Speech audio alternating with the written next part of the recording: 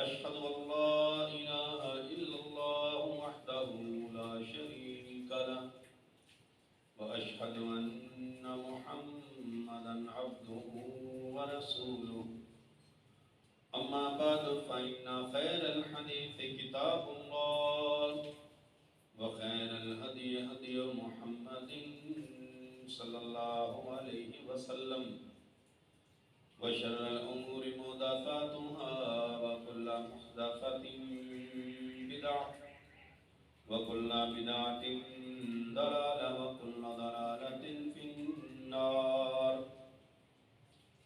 يا أيها الذين آمنوا اتقوا الله حق تقاته ولا تموتن إلا وأنتم مسلمون يا أيها الناس اتقوا ربكم الذي خلقكم من نفس واحدة وخلق منها زوجها وبث منهما رجالا كثيرا ونساء واتقوا الله الذي تساءلون به والأرحام إن الله كان عليكم رقيبا يا أيها الذين آمنوا اتقوا الله وقولوا قولا سديدا يصلح لكم أعمالكم ويغفر لكم ذنوبكم ومن يطع الله ورسوله فقد فاز فوزا عظيما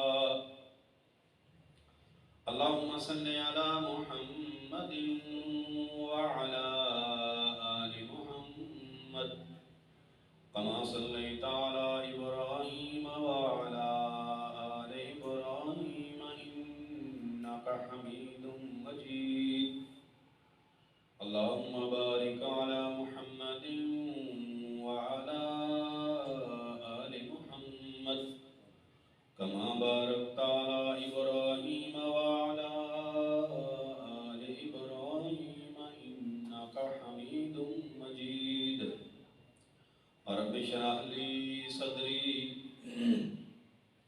ويسر لي أمري واحلل عقدة من لساني يفقهوا قولي رب زدني علما رب زدني علما قال الله تبارك وتعالى في كتابه المجيد أعوذ بالله السميع العليم من الشيطان الرجيم بسم الله الرحمن الرحيم من آمن بالله واليوم الآخر وعمل صالحا فلهم أجرهم عند ربهم ولا خوف عليهم ولا هم يحزنون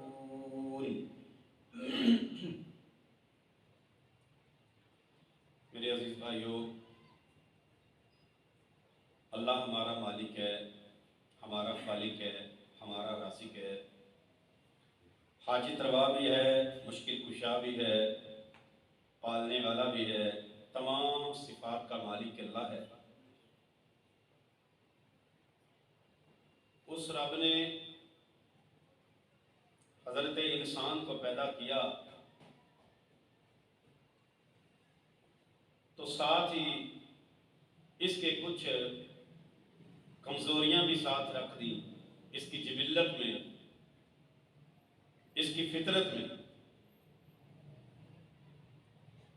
اور عقل سے بھی نواز دیا، راستے بھی بتا دیے، اور کچھ اس کو اختیار بھی دے دیا، سمجھ بوجھ سے نواز کے اچھائی کا راستہ ہے، برائی کا راستہ ہے۔ ان ساری فطرتی چیزوں میں سے دو کمزوریاں انسان کے اندر ایسی رکھ دی ہیں کہ جس کا شکار یہ اکثر ہو جایا کرتا ہے، اور پھر ان دو کمزوریوں سے بچنے کے حل بھی اللہ نے بتا دیے۔ وہ دو کمزوریاں کون سی ہیں؟ جن کا شکار قدم قدم پہ ہم ہو رہے ہوتے ہیں. وہ ایک غم ہے، پریشانی ہے، اور دوسرا خوف ہے، ڈر ہے. یہ دونوں کمزوریاں انسان میں اللہ نے رکھ دی ہیں. یاد رکھیں، غم کا تعلق ماضی کے ساتھ ہے. جو آپ پہ بیت گئی، جو مجھ پہ بیت گئی، اس کا تعلق غم کا ماضی کے ساتھ ہے، ماضی میں گزرے ہوئے حالات کے ساتھ. کسی کا فوت ہو گیا تو اس کا غم، کسی کے کاروبار بزنس میں نقصان اور خسارہ ہو گیا تو اس کا غم، کسی کا کمرہ گر گیا اس کا غم. بے شمار ایسی چیزیں ہیں جس کا انسان غم لے کے بیٹھ جاتا ہے. اور خوف کا تعلق آنے والے وقت کے ساتھ ہے، مستقبل کے ساتھ ہے. پتہ نہیں میں کسی بیماری میں مبتلا نہ ہو جاؤں، نہ جانے میرے کام میں خسارہ نہ ہو جائے، میرے بچے کو نقصان نہ ہو جائے، میرے گھر کا نقصان نہ ہو جائے، میرا مال نہ چوری ہو جائے، میری جان کو خطرہ ہے. یعنی یہ خوف ہے، یہ ڈر. یہ اللہ تبارک و تعالیٰ نے دو بڑی کمزوریاں انسان میں رکھی ہیں. 11 مرتبہ اللہ نے قرآن کے اندر فرمایا ہے لا خوف علیہم ولا هم یحزنون. میرے کچھ ایسے بندے ہیں نہ ان پر ڈر ہوتا ہے نہ کسی بات کا غم ہوتا ہے. میں آپ کے سامنے ان بندوں کی صفات رکھنا چاہتا ہوں تاکہ وہ ہمارے اندر آ جائے، تاکہ ہم ان صفات کو اپنانا شروع کر دیں. ہم بھی ان دو بڑی خطرناک چیزوں سے بچ سکیں جس رب نے ہمارے اندر رکھی ہیں. اس رب نے ان سے بچنے کا طریقہ اور سلیقہ بھی بتایا.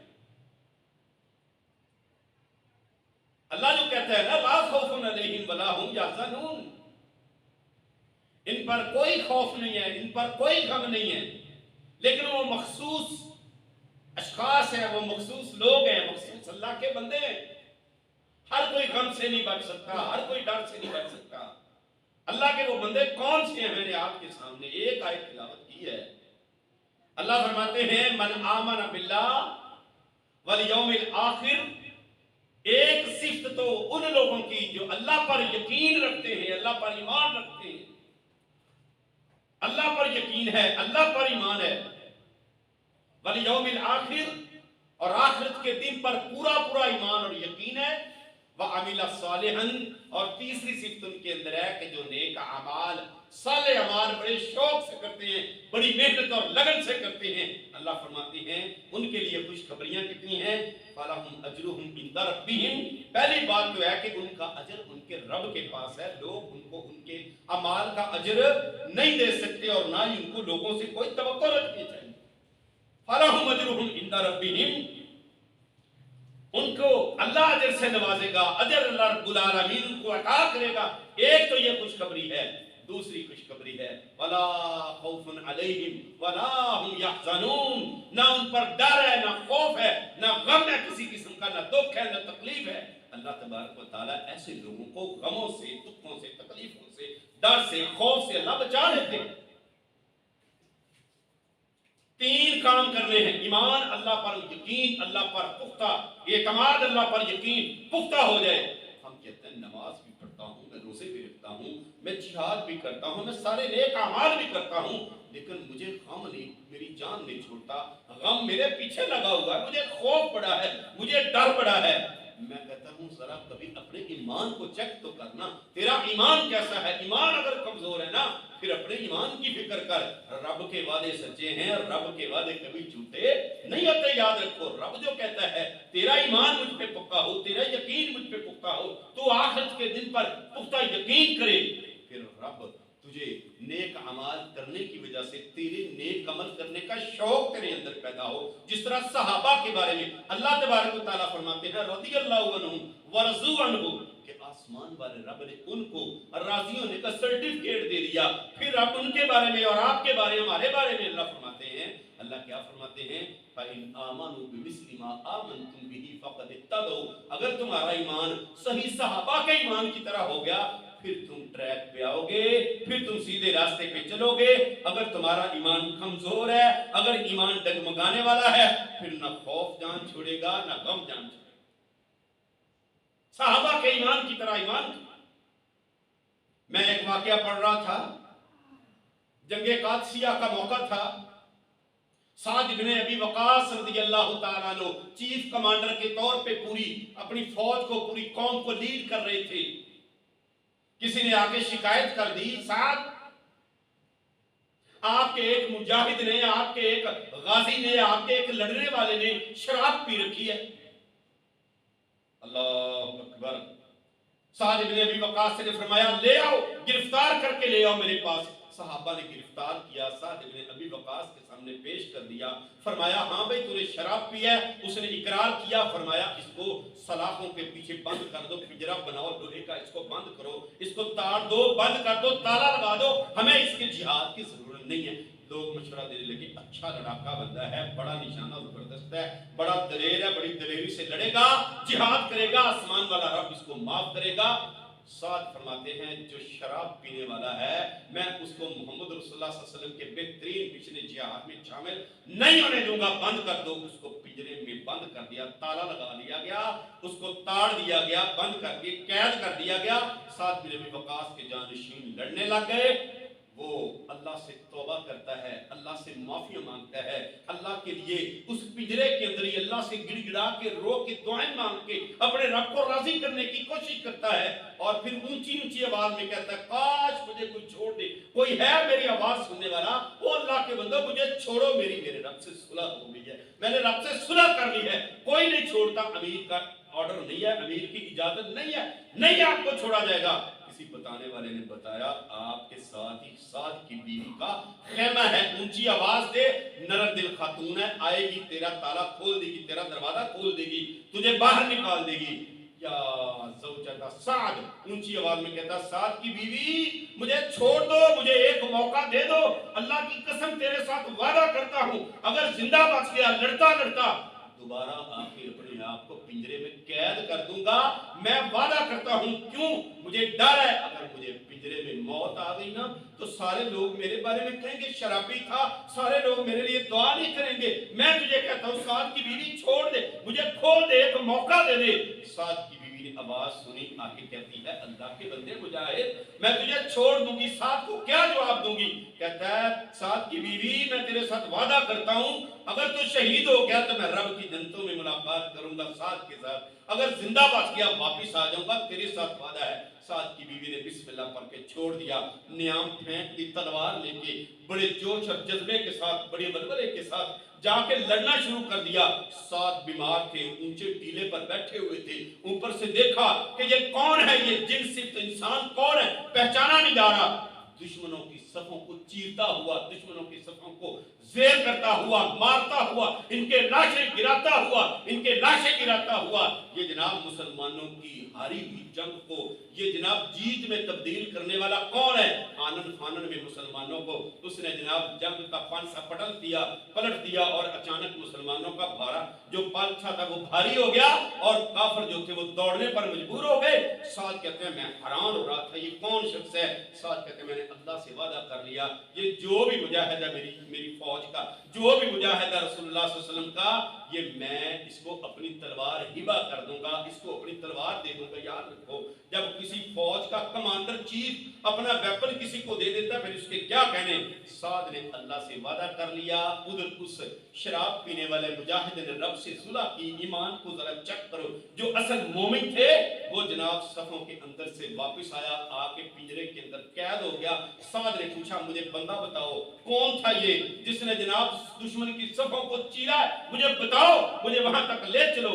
साद बिन अबी वकास को किसी ने बताया, ये वही शराबी है जिसने शराब पी है, ये शराब पीने वाला है। साद की आंखों में आंसू आ गए। फरमाया, अल्लाह की कसम, मैंने देखा इसके ईमान ने आसमान से रब की रहमत को खींच के नीचे लेके आया। ये मुसलमानों की हारी हुई जंग को इसने जीत में तब्दील कर दिया है। लोग पकड़ के ले जाने लगे, कहने लगे पीछे हो जा, मुझसे चला नहीं जाएगा, लेकिन मैं रींग के जाऊंगा, मैं जनाब आहिस्ता आहिस्ता चल के इसका दीदार करने के लिए खुद जाऊंगा। गए, उसको जाके गले से लगाया, उसको तलवार दी, کہا ہمارے فیصلے اور ہیں، آسمان والے رب کے فیصلے اور ہیں۔ آسمان والا رب ایمان والوں کو بڑا پسند فرماتا ہے۔ فرمایا تیرے رب کو تیری توبہ پسند آئی، تیرے رب کو تیرا ایمان اتنا پسند آیا کہ آسمان والے رب نے ان مجاہدین کی شکست کو جیت میں بدل دیا۔ اللہ تبارک و تعالیٰ نے تمہیں فتح یابی سے نوازا ہے، مبارک ہو تم کو۔ اللہ فرماتے ہیں اگر من آمن باللہ، ایمان اگر تمہارے مضبوط ہیں اللہ پر اور آخرت کے دن پر، تو پھر یاد رکھو نیک اعمال ساتھ تمہارے ہیں۔ نیک اعمال کی مثالیں بھی صحابہ کی مثالیں میرے عزیز بھائیوں عظیم مثالیں ہیں۔ وہ لوگ جن کو دنیا میں چلتے پھرتے جنت کی خوشخبریاں دے دی گئی۔ نبی علیہ السلام نے فرمایا سعد فی الجنہ، عبد الرحمن فی الجنہ، عمر فی الجنہ، ابو بکر فی الجنہ، علی فی الجنہ، عثمان فی الجنہ، طلحہ فی الجنہ، سعید فی الجنہ، سعد۔ نبی علیہ السلام کی وہ صحابی جنت کے سرٹیفکیٹ لینے کے بعد راتوں کی تنہائیوں میں گر گڑا کے رب سے رو کے معافیاں مانگتے، پوچھنے والا پوچھتا، کہنے والا کہتا اللہ کے بندے کیا ہوا؟ عمر آپ اونچی اونچی آواز میں روتے ہو، قرآن پڑھتے ہو کیوں؟ فرمایا عمر اگر اپنی پچھلی زندگی میں نظر دوڑائے نا تو بڑی اسلام کی مخالفتیں کی ہیں، مجھے ڈر ہے مجھے رب اپنی عدالت میں کھڑا نہ کر دے، میں اللہ کے سامنے کیا جواب دوں گا؟ عثمان کو روتے دیکھتے، عثمان کیوں روتے ہو؟ عثمان کہتے اللہم انی اعوذ بک من عذاب القبر، مجھے عذاب قبر سے بڑا ڈر لگتا ہے، چھوٹی سی اندھیر کوٹھری ہوگی، میں اکیلا کیا کروں گا؟ یہ وہ صحابہ کا ایمان ہے۔ اللہ ہم سے اس ایمان کا مطالبہ کرتے ہیں۔ اگر تمہارا یہ ایمان ہو گیا نا، آسمان والا رب کہتا ہے لا خوف علیہم ولا هم یحزنون، پھر تمہارے اوپر نہ کسی بات کا غم ہوگا، نہ تمہیں کسی بات کا ڈر ہوگا، پھر آسمان والے رب کی طرف سے رحمتوں کا نزول ہوگا۔ یاد رکھو میرے بھائی اپنے ایمان کو مضبوط کیسے کریں؟ آئیے دوسری آیت آپ کے سامنے رکھتا ہوں۔ ایمان کو مضبوط کیسے کرنا ہے، ایمان کیسے لانا ہے؟ آپ اللہ کا قرآن پڑھ لیں، آپ اللہ کی قرآن کی تفسیر پڑھ اور سن لیں، آپ کو پتہ چل جائے گا رب کا مطالبہ کیا ہے، میری زندگی کے لیل و نہار کیسے گزر رہے ہیں۔ میرا ایمان کچھ اور کہتا ہے، میرے رب کا مطالبہ کچھ اور ہے۔ اللہ فرماتے ہیں فَمَنِ اتَّبَعَ هُدَايَ فَلَا خَوْفٌ عَلَيْهِمْ وَلَا هُمْ يَحْزَنُونَ۔ دوسری بات یاد رکھیں، اللہ نے فرمایا پیارے نبی صلی اللہ علیہ وسلم آپ ان کو بتا دیں فَمَنِ اتَّبَعَ هُدَايَ، جو میرے راستے پر چلے گا، میرے ٹریک پر چلے گا، پیارے نبی صلی اللہ علیہ وسلم آپ بتا دیں یہ آپ کی اتباع کریں گے، جب آپ کی پیروی کریں گے، آپ کی اتباع کریں گے، لا خوف علیہم ولا هم یحزنون، پھر ان پر آسمان والا رب خوف بھی اٹھا لے گا، ان کے دلوں سے ان کے ذہنوں سے پریشانیوں اور غموں کے پہاڑ بھی توڑ دے گا۔ کس وجہ سے؟ کیا کرنے سے؟ فَمَنِ اتَّبَعَ هُدَايَ، تم میری اتباع کر لو، آسمان والا رب تمہیں خوف اور غم سے بچا لے گا۔ یہ اللہ کا وعدہ ہے۔ اتباع کیا ہے؟ میں اور آپ کیا اتباع کرتے ہیں؟ آج کلاس میں مجھے بچوں نے پوچھا کہ سر یہ ہم نے سنا ہے کہ یہ اہل حدیث جو ہوتے ہیں جن کو بھابی کہتے ہیں، میں کہا جی بالکل، کہتے ہیں کہ وہ سنا ہے کہ نماز کے بعد دعا نہیں مانگتے۔ میں نے کہا اب آپ نے سوال کیا، میرا جواب سنیں، نماز فرض کے بعد دعا نہیں مانگتے، دعا مانگنے اور نہ مانگنے کا نفع اور نقصان میں آپ کو بتاتا ہوں۔ مولوی صاحب نے نماز پڑھائی، السلام علیکم ورحمۃ اللہ، السلام علیکم ورحمۃ اللہ، خاموش ہو کے بیٹھ گیا، نہ مقتدی کو پتا نہ امام کو پتا محمد رسول اللہ صلی اللہ علیہ وسلم کیا کہتے ہیں۔ بخاری شریف کی حدیث ہے، عبداللہ بن عباس رضی اللہ تعالیٰ عنہ فرماتے ہیں کنا نعرف، ہمیں پتا چلتا تھا رسول اللہ صلی اللہ علیہ وسلم کے اونچی آواز میں اللہ اکبر کہنے سے، آپ صلی اللہ علیہ وسلم پھرتے اونچی آواز میں اللہ اکبر کہتے، جب اونچی آواز میں اللہ اکبر کہتے صحابہ کہتے ہیں پچھلی صفوں والے صحابہ کہتے ہیں ہمیں پتا چلتا اللہ کے رسول نے سلام پھیر دیا ہے۔ یہ اونچی آواز میں اللہ اکبر، یہاں سے میں نے تو اتباع ہی چھوڑ دیا رسول اللہ صلی اللہ علیہ وسلم کی، میں نے طریقہ اپنا اپنا لیا ہے۔ جناب سلام پھیرنے کے بعد مولوی بھی چپ ہے، پیچھے عوام بھی چپ ہے، اس کے بعد 2 منٹ بھی نہیں، 1 آدھا منٹ انتظار کیا، مولوی نے بھی ہاتھ اٹھائے، جناب پیچھے مقتدی نے بھی ہاتھ اٹھائے، مولوی نے پتہ نہیں کیا مانگا، بیچارہ مقتدی بھی سارا ہلاتا رہا، اپنی بات اپنی دکان کاروبار بزنس کے بارے میں سوچتا رہا، اس نے بھی منہ میں ہاتھ پھیرا، اس نے بھی پھیرا، اس نے بھی سنتے پڑھی چلا گیا، وہ بھی چلا گیا۔ یہ جو اذکار محمد رسول اللہ صلی اللہ علیہ وسلم نے ہمیں بتائے ہیں یہ سارے فوت ہو گئے۔ مجھے بتاؤ اتباع تو ہماری نماز میں ہے، باقی کاموں میں اتباع کیسے؟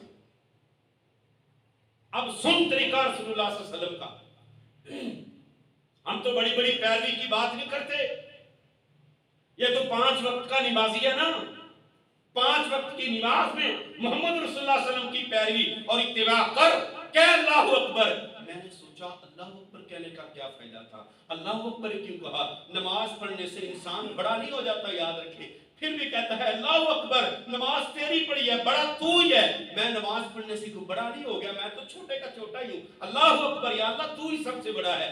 بعد میں نے پڑھا نا کہ رسول اللہ صلی اللہ علیہ وسلم کیا پڑھتے؟ استغفر اللہ استغفر اللہ استغفر اللہ، 3 بار استغفار کا کیا یہاں پر کیا تک بنتا ہے؟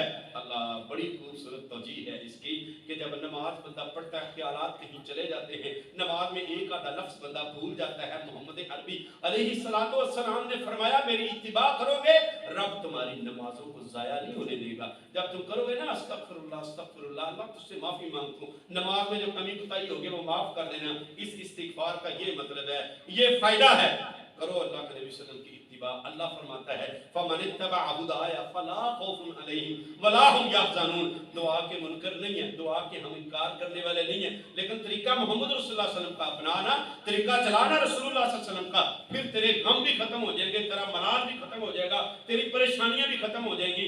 پھر محمد رسول اللہ صلی اللہ علیہ وسلم کیا پڑھتے؟ رب اعنی علی ذکرک و شکرک و حسن عبادتک، اللہم انت السلام و منک السلام، تبارک یا ذا الجلال والاکرام، لا الہ الا اللہ وحدہ لا شریک لہ، لہ الملک و لہ الحمد وہو علی کل شیء قدیر، اللہم لا مانع لما اعطیت ولا معطی لما منعت ولا ينفع ذا الجد منک الجد، لا الہ الا اللہ وحدہ لا شریک لہ، لہ الملک و لہ الحمد وہو علی کل شیء قدیر، لا حول ولا قوت الا باللہ۔ یہ سارے اذکار پڑھو۔ میں نے کہا بچوں یہ آپ مولوی صاحب کو آج جا کر بتائیں کہ مولانا جو رسول اللہ صلی اللہ علیہ وسلم نے ہمیں طریقہ بتایا نا نماز کے بعد، پہلے وہ اختیار کر لیں، بعد میں دعا مانگنی ہے تو مانگ لیں، نہ مانگے تو کوئی حرج نہیں۔ کیوں؟ محمد رسول اللہ صلی اللہ علیہ وسلم نے صحابہ کو فرض نمازوں کے بعد ہاتھ اٹھا کے نماز کے بعد ہاتھ اٹھا کے دعا نہ منگوائی ہے، نہ مانگنے کا حکم دیا ہے۔